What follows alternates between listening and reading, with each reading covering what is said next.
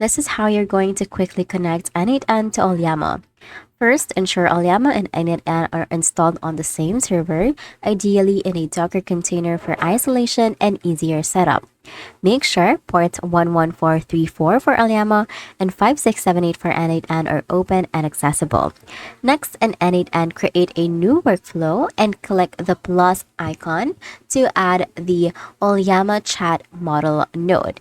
This makes N8N capable of communicating with the Ollama LLM. In the node setup, you're going to go to credentials and then click on create new credentials. Now, the next thing that you're going to do is you're going to enter your Ollama instances. Now you're going to save it, and if the connection is successful, you will see a confirmation message. Now the next thing that you're going to do is you're going to choose the AI model that you want from the model dropdown. If no models appear, it may mean none are installed or they're incompatible. You may need to run Ollama CLI to download or customize the models. Next is you're going to configure your prompts. Use the default basic LLM chain node or customized prompts. You can add a system prompt to steer tone or style.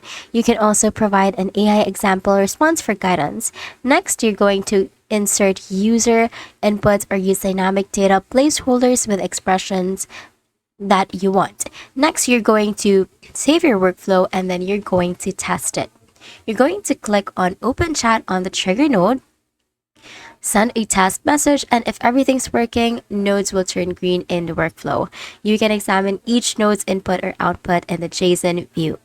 Now once set up, you've got a fully functional N8N to Ollama AI workflow that you can integrate into chatbots, document summaries, or internal tools, leveraging Ollama's privacy and local control. And that's it.